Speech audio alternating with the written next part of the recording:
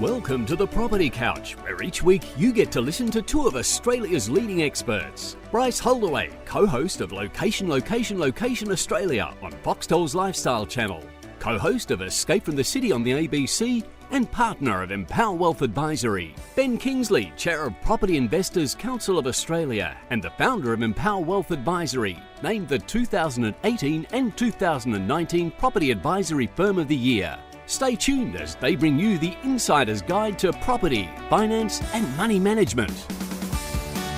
All right, folks, welcome to the Property Couch podcast and to episode number 2 of our winter series, Ben, and a very special welcome to you too, mate. How are you? Oh, mate, I'm excited because I know the backstory of this couple. So I'm just, it's just going to be a good story, just solid.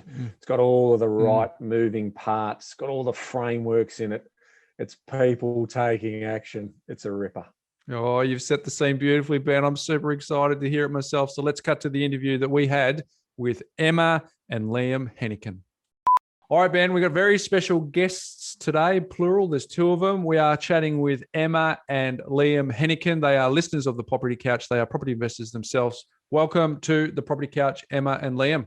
Thanks for having us, guys. Thanks for having us. It's a pleasure. We're excited about diving into your story. There's a few really cool layers to it. But before we get to the property investing side of things, we always like to sort of circle back to the beginning and understand better what money discussions were like growing up in your household across the dinner table. So perhaps start with you, Emma. Was money talked about when you grew up, or was it a taboo topic? I guess, money probably wasn't really talked about, certainly not at the dinner table, but the 2 phrases I guess I remember about money were money doesn't grow on trees and got to go to work to keep the bank manager happy. They were my 2 dads' favourite sayings around money.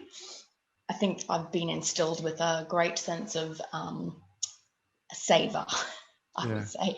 So saving is part of that, but how did you interpret money doesn't grow on trees? How has that sort of flowed on into your adult life? I guess, becoming quite a saver, and also I think almost too much sometimes, like, not being very tight with money, I would say. Needing to work through that, I guess, in terms of being happy to, not overanalyzing to the point of a week of toing and froing of whether to purchase this or not to purchase this, whether it's worth the money, that sort of thing. Emma, was that a success? Do you class that as success of the learning that you got from your parents around that money doesn't grow on trees, and they were quite conservative, or like what were the sort of pros and cons that you took away from that type of experience? Because obviously you've adopted, as you just acknowledged yourself, a bit of that story. Tell us a little about, was there anything or any experiences you felt you went without because of that? Because that's the balancing act, isn't it, right? Trying to get that, spend now, save for tomorrow, delayed gratification, all the stuff we love to talk about. Yeah, exactly. Gosh, I don't think I can think of a particular example. We didn't really go without, that's for sure. But it might be just things like if you went to the petrol station, you weren't getting a little treat or, a little chocky or something, because that was not required. That was a special treat, so you wouldn't ever get that. And I think, I guess moving forward, there are definitely pros to that, in that obviously at, quite a young age, I think we're fairly financially well off, I would say, because we have done a lot of saving. But also on the flip side of that is that, I think it does come with a con of not being anxious about letting go of money to enjoy life and enjoy the finer things sometimes. Mm-hmm. Yeah. And Liam, what about you? What sort of discussions were you having? I think it was about the same, to be honest. We didn't really have the roundtable discussions at home. We knew around about where the family was financially, but it wouldn't have been, say, a dollar figure. But it was certainly instilled pretty early that, if you wanted something, then you probably had to work for it. And I remember, I was just thinking about this earlier, thinking that I kind of remember 2 stories. from my childhood. One was, that my birthday's in November, and my parents would say to me, okay, well, if you want the latest Nintendo game, that's cool, but it's too expensive for, one present. So if you want to wait and you can combine your birthday and your Christmas present, then you can have the latest game, but you have to wait until Christmas to get it. So there would be a couple of birthdays there where you just wouldn't have a present, and or you'd get something pretty small, but then your Christmas present was, that was pretty cool. Yeah, and then I sort of remember as well that, a couple of mates and things wanted, latest Xboxes and Nintendos and things, and I wanted one of them as well, but mum and dad wouldn't buy it for me, so they sort of said, okay, well, if you just save up, then you can go and get it. And I remember going into Harvey Norman and shaking as I was putting in the pin to have $200 out of the bank account, because it took me so long to get there. But I think now that it sort of makes sense. Whereas back then I just went, okay, it's a bit of a harsh reality, but it certainly made us. I guess it's made me more what I am today, I suppose. Yeah. Yeah, right. It sounds like delayed gratification has been a big part of both of your story. What I found interesting is people listening to this won't have seen that, but I'm looking at a Zoom, and Emma, you're looking at Liam, and perhaps hearing this story for the first time, maybe not, but isn't it interesting that even the conversations that you're having between yourselves, and I see that when Ben and I are interviewing people and we're watching them interact with each other and seeing that even though we're asking about these conversations of when it was a kid, you may not have had them yourselves either, which is an interesting part. But what's interesting about your story is it sounds like there's some common ground. So has finance been something that the both of you have found that there's been real flow in, given that you have that similarities, or has there been some friction around goals and pathways and how we spend money? Oh, yeah, I think we've, I guess, been blessed that we've both, like you said, had probably pretty similar money stories growing up, pretty similar money beliefs. So in terms of finances, we've usually always been on the same page, and it's never really been too much of a stressor or anything that we fight about, I guess. Yeah, I'd say we're financially aligned, and back when we were we just graduated, we used to have a spreadsheet that had like absolutely everything that you spent money on that week, and then it was like a competition at the end of the week, like who saved the most money. That was going to be my next question around how did you set up for your money success? So what was the banking structure? It sounds like you were spreadsheet gurus and tracked every dollar. So you were in that very, very high echelon area of people who are organized with their money. So congratulations there. But tell us a little bit about what does it look like in terms of before today when you were setting up individually. How did you set up did you have separate bank accounts? Did you have multiple accounts? Did you overcomplicate it, or did you keep it simple? I think in the beginning we had separate bank accounts. We didn't necessarily stick with the same bank that, we were big shop arounders to try and get the best deal. And yeah, very big spreadsheeters. Too much so probably. I would waste a large portion of my life probably entering every dollar for some unknown reason. Obviously now we have moved on to Money Smarts, and yeah, love it. It's a lot easier, and it has saved me a lot of time, and also just love that it's I guess more prospective rather than retrospective, because you'd enter it all in and go, oh, whoops, spent too much money on X, but it's too late by then. So love the prospectiveness of Money Smarts now. I mean, I love that. I love that story, because we talk about budgeting being looking in the rear vision mirror, traveling forward. And that is a perfect example of what that does, as opposed to, Money Smarts is an annual based target system that you run towards and you check in each month on. So I just think from that point of view, that's a great bit of feedback for the community to sort of why we say, the traditional static budget is less forgiving, because you're tracking it at the end and sort of saying, well, what happened then, and how did that work, and where did that blow up, and those types of things. So I think it's a great takeaway. And you have a few big bills that come out, and you start to not feel so great about where you're at, that you're falling behind the target. Whereas, Money Smarts, because it is kind of that bigger picture, it's worked really well for us.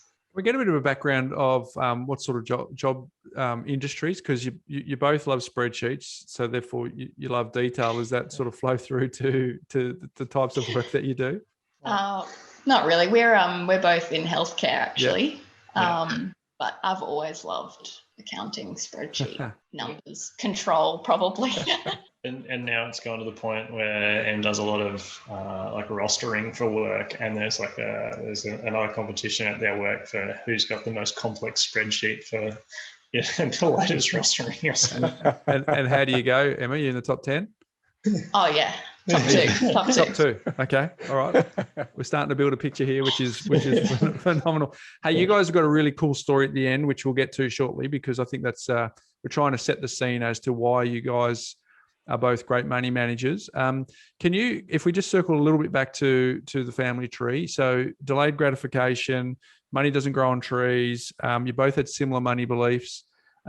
What was it like when you left the nest, both, or alternatively, whichever stories you want to share? When you left the nest, were you always into spreadsheets? Did you ever get your first job and just blow it all? Or have you always been, save a bit for the rainy day? Let us understand the next part of the life cycle once you both left home. I don't think I've ever blown any money or blown a paycheck. Sometimes I wish I probably had. I remember after I graduated, my first big paycheck after starting working full time, I went to dinner. That was about all. Rather than, I guess, blow a paycheck or use a paycheck entirely as it sort of came in, sort of every year after we graduated, we said, okay, we're going overseas for a month of that year, and then we made a habit of going, all right, well, how much money do we need to do that? And then we would just, that'd be our big picture item. So then the sort of weekly stuff just happened, and then being the frugal people that we were, it was always around that Easter break, so you got the most public holidays and those kind of things.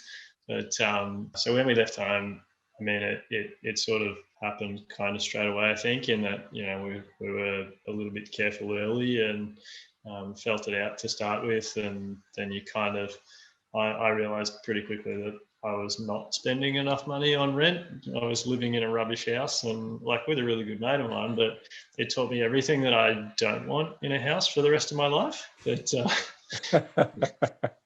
hey guys, we're getting a really good picture here of some important things. Like there might be some members in our community who are saying, before you made mention of your travel plans of spending 4 weeks overseas or something like that, they're probably sort of saying, oh, but they probably never traveled, or they probably missed out on a lot of things, or they probably missed out on those experiences. But what you're telling us, and when obviously we talk about that you are technically financial free in your mid to late 30s is that's the big story here, right? That's the early crescendo 30s. where we're going. Early 30s, hold on. Sorry, early 30s. My bad. Good point. I'm actually only just 29. Yeah. Oh wow, God. Well, no, okay. it's the backstory intel that we got said had 37. So that's that's was no prejudging. Bad.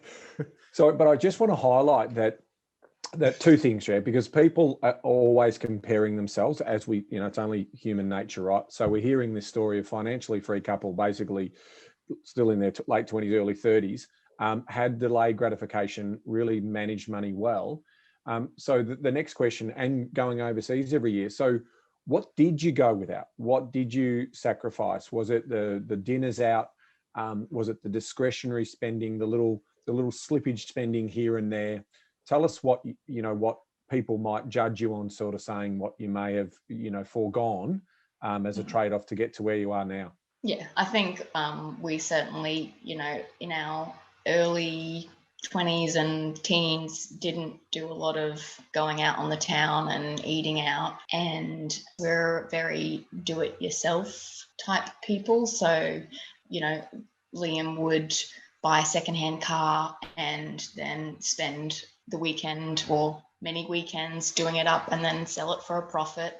I guess time is probably the biggest thing that we sacrificed, I think, in our journey, in terms of, time spent shopping around for the best deal, time spent doing things ourselves instead of paying others. Or Liam's very handy, I would say, so he would spend a lot of time fixing mowers or cars or motorbikes and selling them on, or spending a lot of time trawling through Gumtree and things to find great secondhand purchases, those sorts of things, I think. Nice little side hustle. Yeah.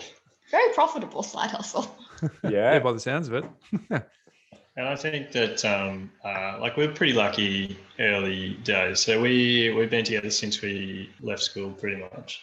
In the first year that we finished school and went on to university and that sort of thing, we both had jobs, and we would spend most weekends out on the town and do that kind of thing.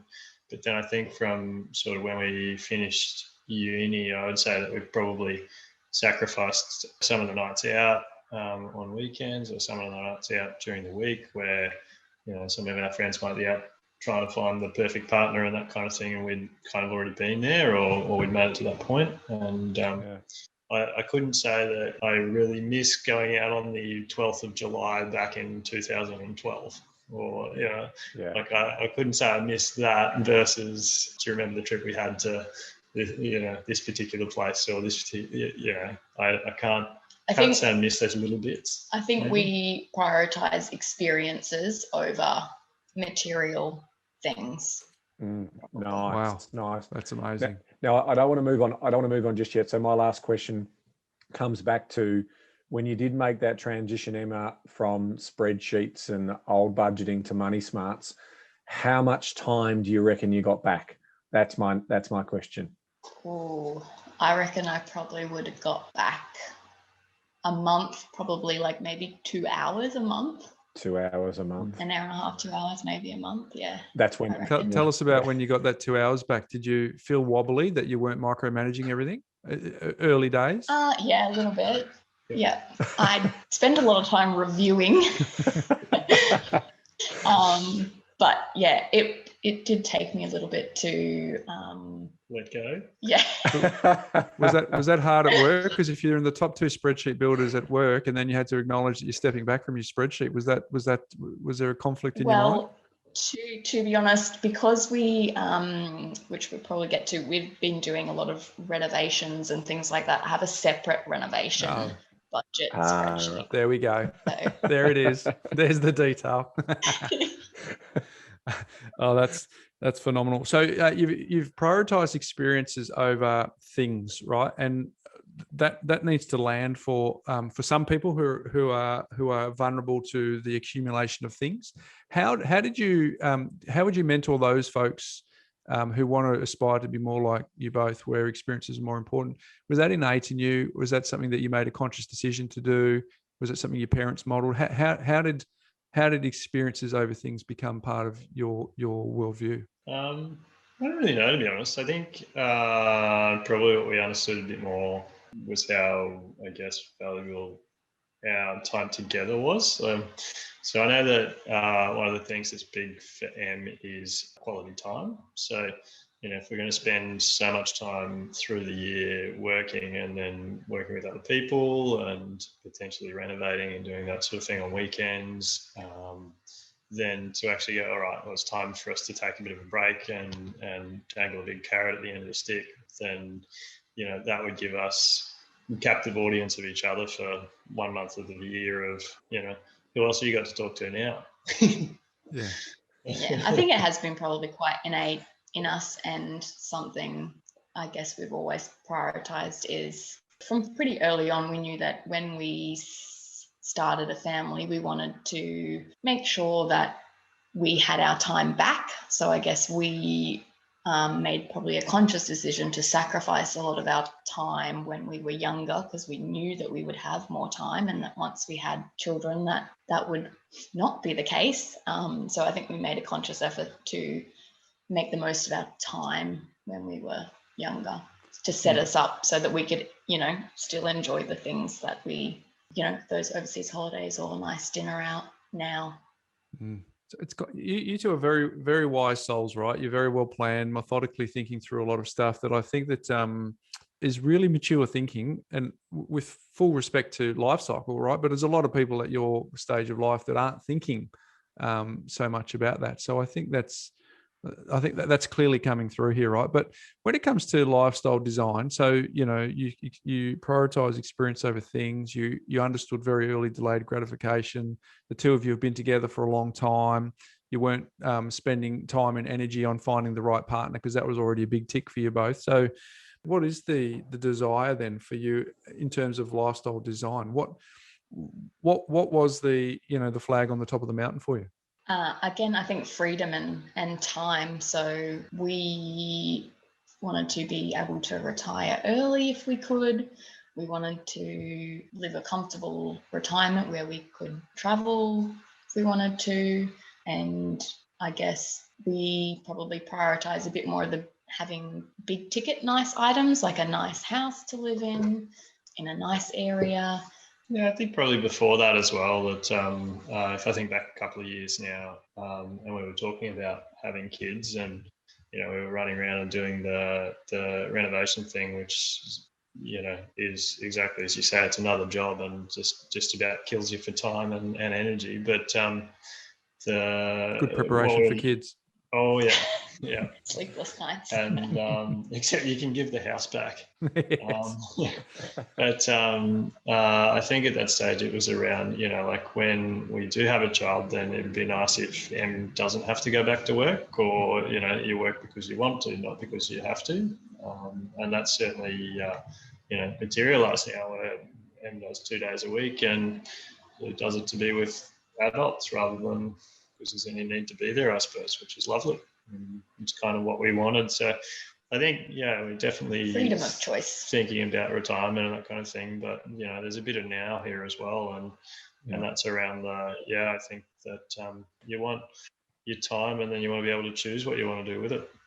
That's right. I mean, the tree got planted a while ago, right? So, you started young, you're in the position now. So it's really clear that you've done two of the critical things that we always talk about with people, which is organise your money, trap the surplus, and then go and put that surplus to work. I'm keen, you talked earlier about the fact that you're very much independent and you like to DIY your approach. When you were doing your lifestyle design, you've ultimately, did you seek some help for that, or did you do the lifestyle planning and the property planning first by yourselves? Have you just sort of walked that course, or what have you done there in terms of get to where you got to? Yeah, I think we did kind of do the property thing really just, I don't even really remember why we picked property, to be honest. But I think because Liam was a handy person, we knew that there was good potential for growth and money in property, that we decided that would be where we would go, because Liam kind of had some skills that we could use and some time to burn. Thought we'd get ahead as early as possible and do the property thing. So tell us about that first leap. You bought a house. You're in a great, for the record, you guys live in Brisbane. You bought in a great part of Brisbane, and you've renovated your home. Talk us through that journey. As Ben sort of set up there, we've established that you guys are great money managers and you're great with detail, right? And you've got vision to plan for the future. So, as Ben always talks about, the big rock in the jar, you wanted to buy your home and you renovated. Talk us through that, the sense of buying it, what you did, and then obviously the sense of when you got the aha that you needed to invest in properties subsequent to your principal place of residence. So let's start with your home. Talk us through that. So I guess as Liam mentioned earlier, we were living in a very average rental accommodation on a busy road that basically taught you all the things you didn't want in a house. And we soon realised that the cost of owning an apartment, for example, for us in Brisbane would have been pretty much the same as renting where we were. So we really thought that would be, a wise thing for us to do with our money, is to try and buy our own. We bought the apartment in a little 7-apartment building. That was our first home in 2013, I think it was. We stayed there for a while, and because we were living in our own home, we saved a lot of money. We were paying down our mortgage quite quickly because we are so frugal. And then we thought we'd, I guess, try out our hand at some renovating and trying to get ourselves a bit of equity.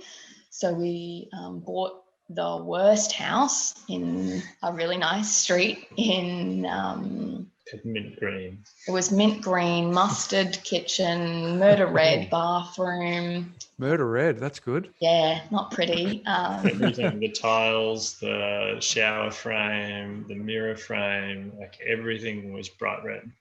Yeah. Wow. Yeah, we spent all of our weekends and after work doing this place up, and then we moved into it and called it our home. And I guess we refinanced and basically got most of our deposit and our renovation costs back, and we went on to buy another property that we didn't move into, that we just did a quick cosmetic renovation to, which I think nearly killed both of us because we did it in such a short time frame. It was probably about 3 months, and doing it mostly ourselves. And then again, Of course, you do it yourselfers. yeah, which is a great way to save money, but also Yeah. burn yourself into the ground. Not good for sleep. At least you're saving cash. Yeah, and then we basically refinanced that, and we found our kind of for now home. I don't know if it'll be our forever home, but our for now home. In Coorparoo, we always wanted a little kind of more of a character-y type home. And then we've just spent the last year or two doing renovations to it. And now we're finished. We had our daughter 2 years ago. Yeah. A year and a half ago. Probably finished 90% of the renovations before she arrived, and it took another year and a half to finish the other 10%. That's a pretty good pace, particularly when you're not getting any sleep. So we plan to become what we plan to become. We set ourselves a target. Obviously, you came on our radar through one of our advisors to sort of say you're pretty much done, right? Which is pretty incredible in terms of the targets that you set yourself. And what does it feel like when you get told that you probably don't need to buy any more properties, or you're in a really fantastic position considering the target that you set yourself and the date that you set yourself? So can you give us a little bit of a backstory there and then take us through that journey?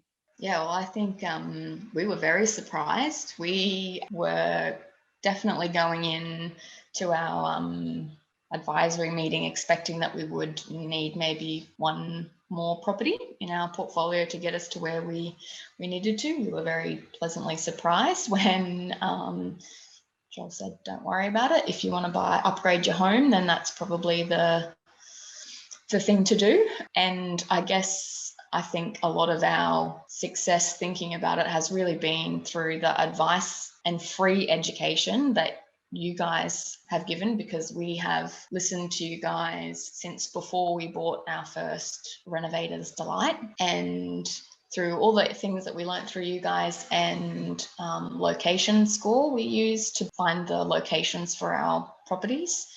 They have outperformed what we expected. So I think, testament, I guess, to probably you guys for helping us really make good decisions and set ourselves up to, accelerate our timeline more than we expected to.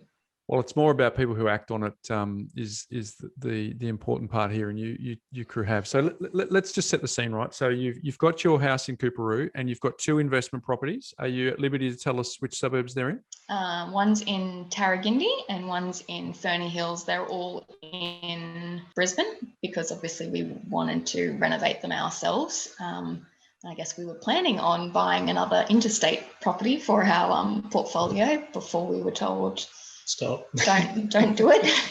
Well, the thing is, they're great suburbs in Brisbane, right? All 3 of them are great suburbs in Brisbane, and you've obviously taken some advice because location does 80% of the heavy lifting. I'm sure you know, but so were you surprised that you were talking to someone who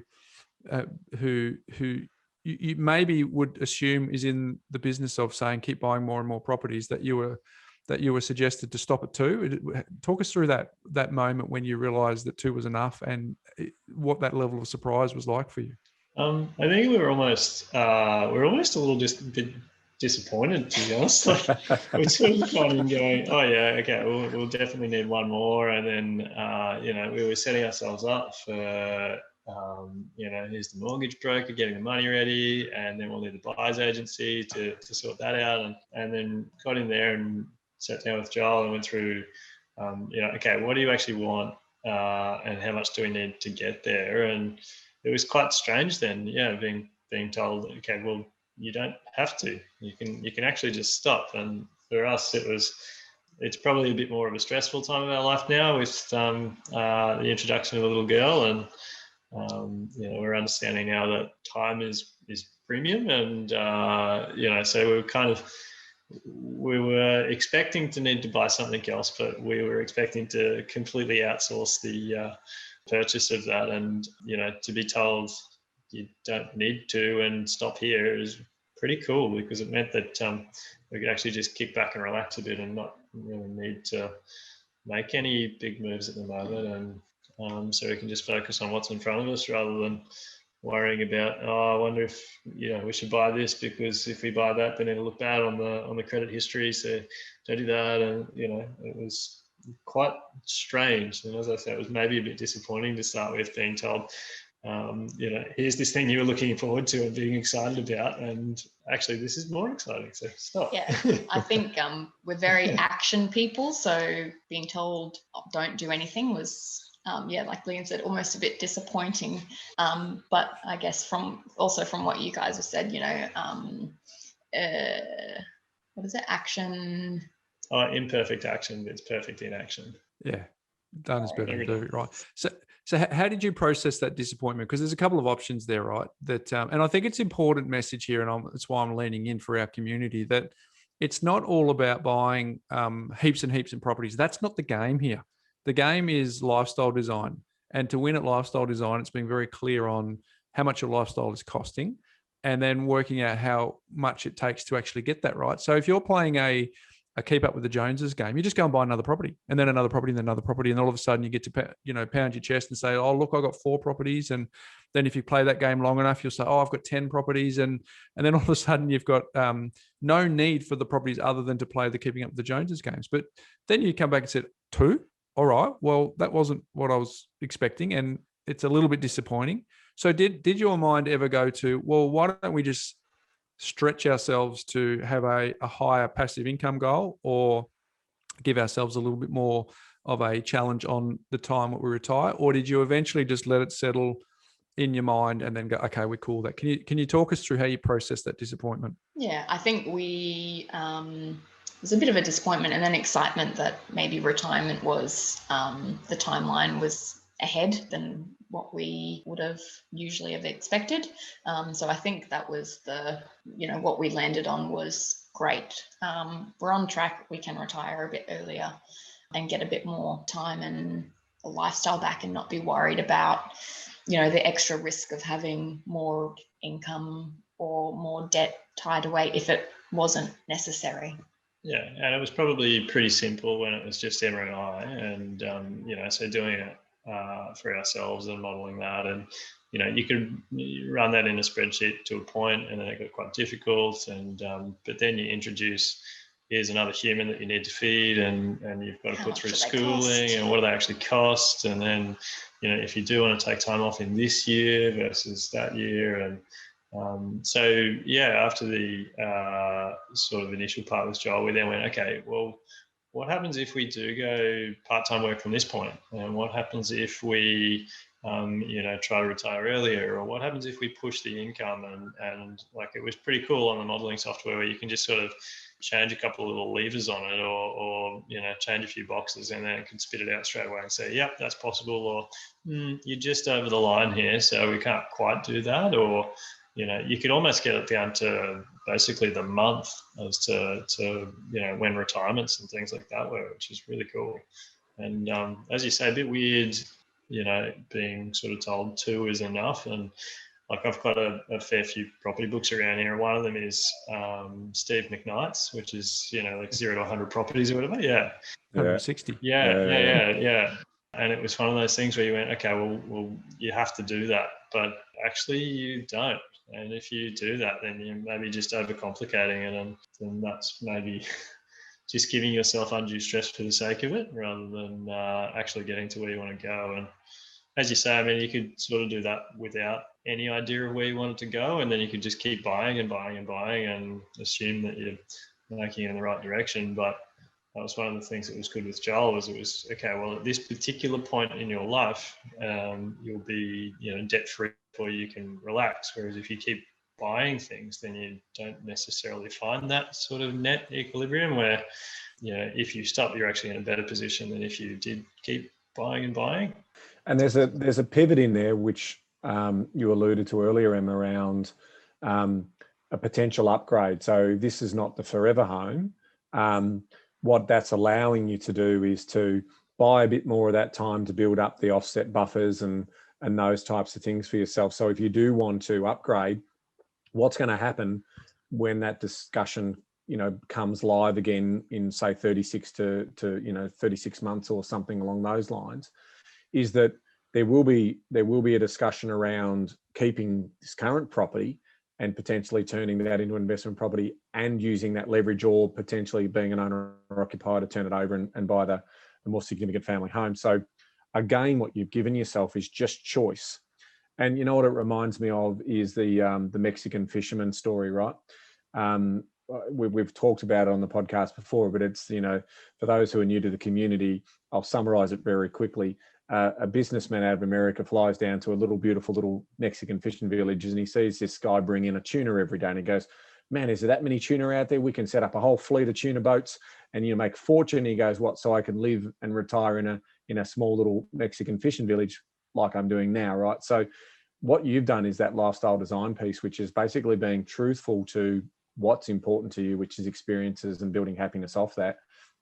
And you're giving yourself a little bit of flex in your plan. So if you do decide to upgrade to, that more significant home, then you're just pushing that retirement around a little bit. But right now, if everything stays as is, you're actually bringing that retirement forward. And so that's just going to be a really nice, informed decision when you get to make it in several years' time as the opportunity presents itself, and you're still being fruitful with your money, and you're going to have the benefit and the power of time and compound. So it's a delightful message for those people who do potentially get sold by the bling and sold by the keeping up with the Joneses, what Bryce was talking about before. So, all kudos to you guys in terms of doing that.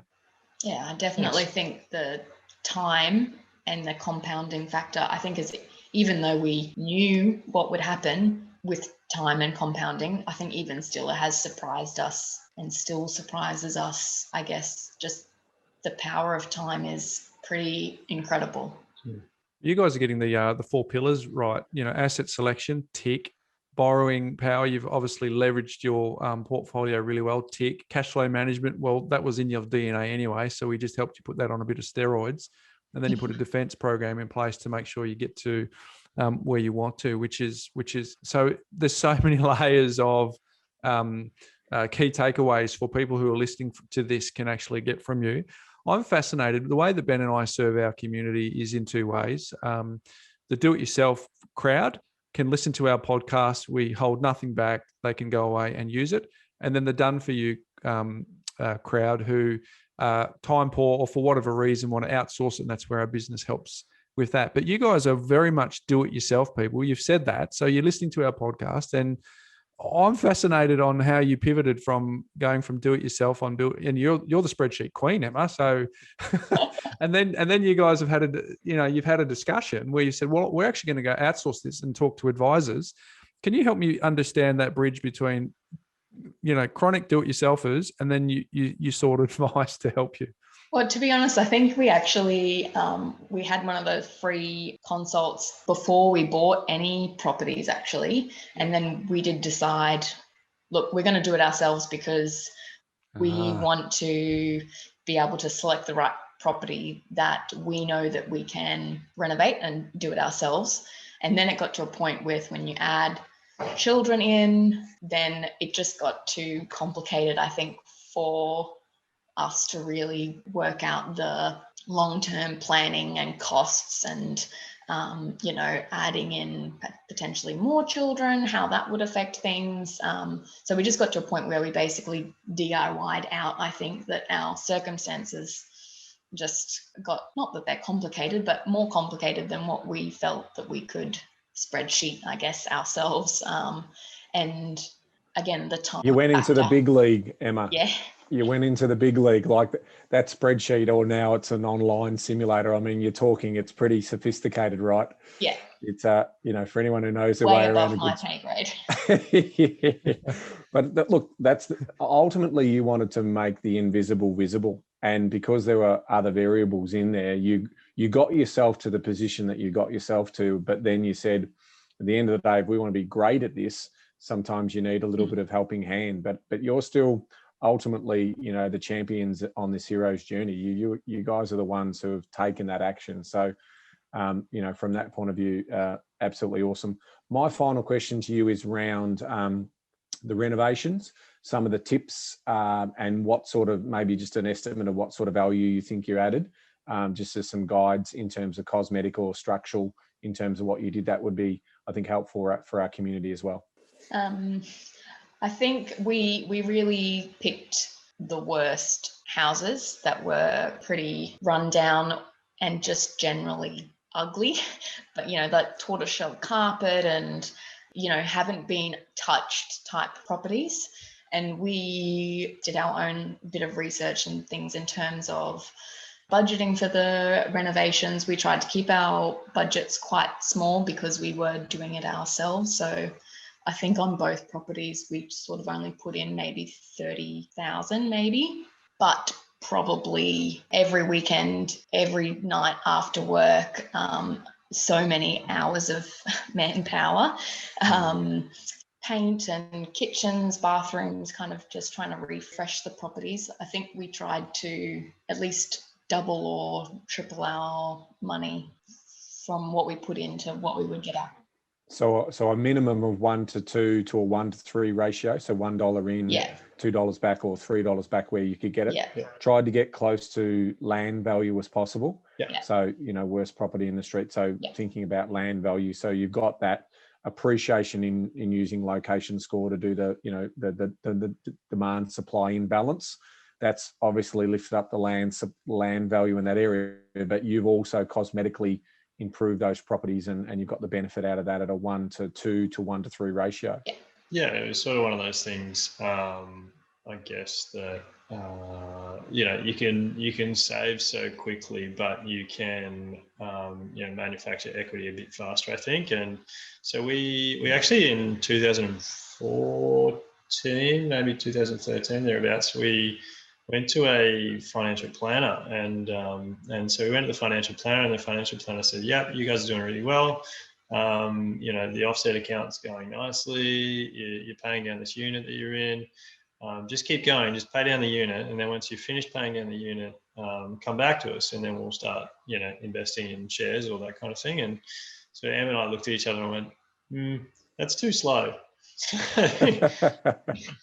We then went, okay, well, let's go and reno something. And I think, you can make things cheaper as well. So just go and buy new for everything. There are certain things around the place that you can buy secondhand, or, if you only need tiles for a splashback, then you don't have to go and get a full box from somewhere. You might jump online and somebody's got a half box sitting there, or you're on Gumtree looking for a car anyway, so you might as well get some tiles while you're there. Exactly right. Everything, including the kitchen sink. Yeah. Very good. You guys are such a joy to chat to, because you're so, I guess, lots of forward thoughts gone into everything that you do, and I think that's reflective of your results. So my final question for you is, now that you can actually sit back and realise that that you've put the queue in the rack, the job is done. How satisfying is that as a feeling for you both, to know that the life that you've designed is on track? You've now got your daughter in your world. you can now pass on these messages. I'm sure it's probably got a delayed gratification message through the third generation as well. But obviously looking back with what you've achieved, to know that, you know, things are on track. You're living a life on purpose and by design. What does that feel like, so that people who are listening to this can get a bit of a sense of that feeling that you have? Yeah, I think it's just generally a feeling of security and freedom. You know, it's very comforting to know that, you know, we're just in cruise mode almost now. The hard yards are done. So that is comforting and secure, knowing that if things happen along the way, that we're in a financial position now that we can ride not all storms, but some storms if they come our way. I think knowing that is very comforting. Yeah, I mean, it's nice being able to go to sleep and just never really think about finance, to be honest. Like I don't think I've gone to bed thinking about sort of money and finance for a long time. And if then, it would have been, oh, I wonder where we're going to buy the next place. Like that little bit, you know, that kind of thing. So it's just nice to not have to worry. Yeah, we certainly had and still have friends along the way that are, you know, concerned about, well, what would happen if, you know, the car broke down or that kind of thing, and we haven't really needed that bit, I suppose. So it's just one less thing to worry about, I guess, and that's been really nice. So fights over money just don't happen in your household, is that right? No, sometimes I'll tell him he's spending too much money on his push bike.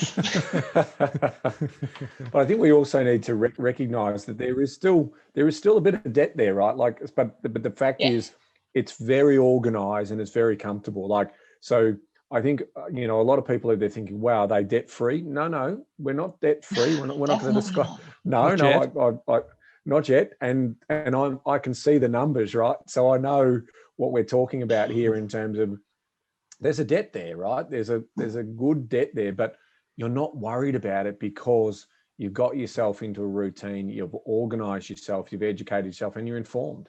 And so, and there is that excellent buffer that you have been able to create for that. So that buys you time, it buys you decision-making ability, and as you said, it buys you freedom and safety and comfort. So I think that is an awesome story, and all credit to you guys for doing such an amazing job so far. And God, just in your late 20s, early 30s, it's exciting. Yeah, I think there's definitely still quite a large amount of debt definitely there, but I guess that's another thing that you guys have helped us with as well, is mindset, like that we're totally comfortable with that. It doesn't bother us that there is, you know, millions of debt, but we're not the only ones paying it. So that's where the comfort comes from, I think. And time compounding. Yeah. 3 types of debt. We have faith. Yeah, there's 3 types of debt, and you guys are in the third category, which is the productive debt, which is great. You don't have any consumer debt worries at all. So that's where most of the arguments live in relationships. So well done. As always, thanks for sharing your story. The whole goal of the winter series is for people to try on parts of your story. For some people, they can try on all of it, but to try on your parts of your story so that they can sort of look in themselves to see, hey, if they can do it, why can't I do it? And that's hopefully the goal that Ben and I have from sharing these stories. But it takes brave people like you to open up and let us know what it was like growing up and how you've done it and what you've done. So, on behalf of everyone here at the Property Couch team, but also for the people listening to this, thanks very much for coming onto the Property Couch and sharing your story. Thanks for having us. Thanks, guys. You guys have been a big part of our success. So, yeah, thank you. Thank you very much. It's a pleasure. Delayed gratification, similar money, but money doesn't grow on trees, Ben. We got savers who are diligent, love spreadsheets, love looking to the future. What a story, huh? Oh, everything. Understanding the secret to happiness is in there as well, in terms of experiences over things. Ooh, how good is that? Oh, experiences over things. But also very humble. I just love the fact that, you know, here's this couple just getting on with it, right? You know, designing their lifestyle, you know, no fuss, no, look at me, nothing, just basically executing on all the important things.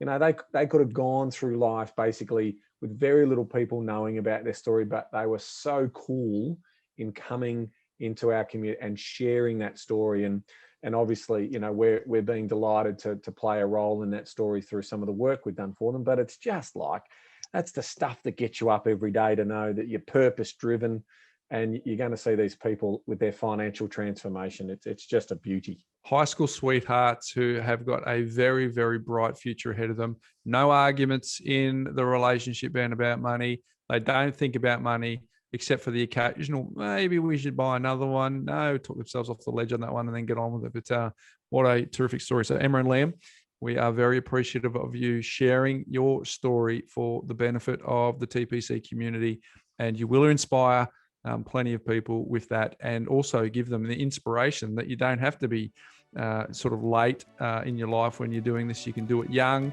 you can get it done, and invest in property. So thanks again. So Ben, until next week when we've got another one planned, a very, very exciting story next week. Until next week. Well, we've just seen how people act on it, Bryce. Knowledge is empowering, but only to act on it. And good on Emma and Liam for acting on it. See you next week, folks. Hey there folks, Bryce Holdaway here. Before you go, if you're new to our community and only listened to maybe a handful of episodes, I thoroughly recommend that you go all the way back to episode number 1, where we unpack all of the foundations when it comes to property investing. Now, for those of you that might be a little bit time poor, I've got good news for you.